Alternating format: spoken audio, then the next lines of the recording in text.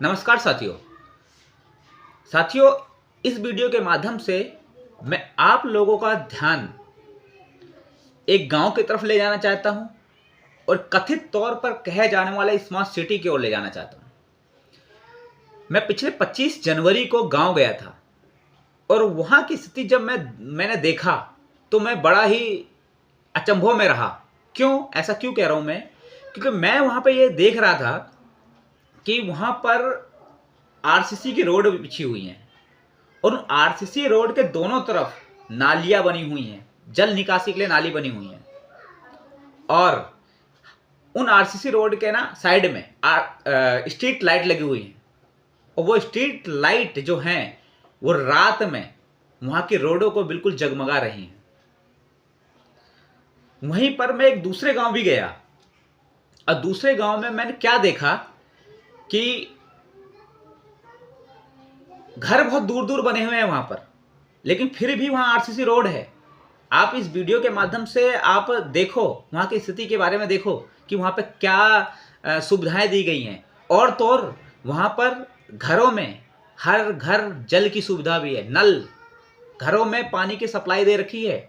और वहीं दूसरी तरफ मैं फरीदाबाद में जो स्मार्ट सिटी कहे जाने वाली स्मार्ट सिटी नहर पार सैदपुर क्षेत्र की बदहाल स्थिति के बारे में अगर मैं आपका ध्यान आकर्षित करूं तो मैं बताऊं, यहां पर रोड नहीं है, जल निकासी की कोई सुविधा नहीं है, स्ट्रीट लाइट भी नहीं है। लोगों ने जुगाड़ करके खंभों में बल्ब टांग रखे हैं लेकिन ना स्ट्रीट लाइट है। और आप इस वीडियो के माध्यम से देखो, कल थोड़ी सी बारिश हुई थी और उस थोड़ी सी बारिश की वजह से यहाँ इस रोड की स्थिति देखो। आप इस वीडियो के माध्यम से देख रहे होगे, यहाँ पर चलना मुश्किल हो रहा है। इन रोड में पानी भर गया, इन गड्ढों में पानी भर गया, चलना मुश्किल हो गया है।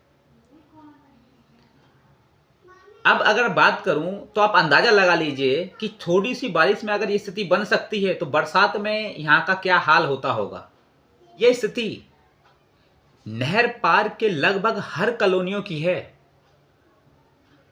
और इस दुर्दशा के लिए, इस नर्क जैसी जिंदगी के लिए, इस नर्क जैसी परिस्थिति के लिए यहाँ के शासन और प्रशासन दोनों के दोनों जिम्मेदार हैं, दोनों के दोनों जिम्मेदार है। और साथ में वो जनता भी जिम्मेदार है जो इन नेताओं की रैलियों में जाती है, क्या करने, वहां पे दरी बिछाने जाती है, झंडा बुलंद करने जाती है। और मैं ऐसा क्यों कह रहा हूं? क्या ये जनता जो इन नेताओं के रैलियों में इनका झंडा बुलंद करने जाती है, क्या अपनी नर्क जैसी स्थिति, जिस स्थिति में वो लोग रह रहे हैं, उस स्थिति के लिए आवाज उठाने के लिए क्या इन नेताओं के पास गए हैं कभी? तो आपको उत्तर मिलेगा नहीं, कभी ये लोग नहीं गए।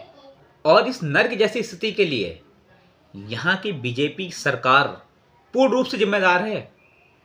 और मैं मैं क्यों कह रहा हूँ कि बीजेपी सरकार पूर्ण रूप से जिम्मेदार है? ये मैं इसलिए कह रहा हूँ क्योंकि यहाँ पिछले 10 साल से पार्षद से लेकर के, विधायक से लेकर के, सांसद से लेकर के, मुख्यमंत्री से लेकर के प्रधानमंत्री तक सब बीजेपी के हैं। फिर भी यहाँ की स्थिति बद से बदतर है। और क्योंकि पता ही ऐसा क्यों है, बद से बदतर क्यों है? क्योंकि इन नेताओं के पास ना नीति नहीं, नीयत की कमी है।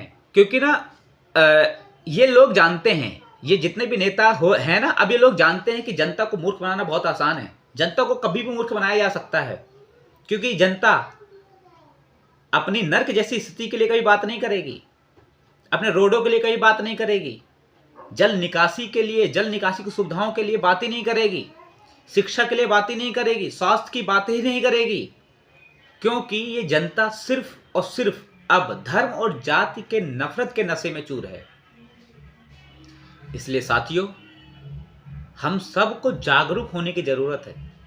जब तक हम जागरूक नहीं होंगे, अपनी स्थिति, अपनी परिस्थिति, अपने आसपास जो हमारी स्थिति बनी हुई है, इनके लिए जब तक हम क्वेश्चन नहीं करेंगे या हम जागरूक नहीं बनेंगे, तब तक ये नेताएं, हमें जो नेता हैं, ये हमें मूर्ख बनाते रहेंगे। इसलिए साथियों, हमें ज़रूरत है जागरूक होने की कि कौन हमारे लिए काम कर रहा है, कौन हमारे लिए काम नहीं कर रहा है, कौन हमें पहचानने की ज़रूरत है, कौन हमें लड़ा रहा है, कौन हमें नहीं लड़ा रहा है। तभी हमारे समाज का, हमारे क्षेत्र का विकास होगा। धन्यवाद।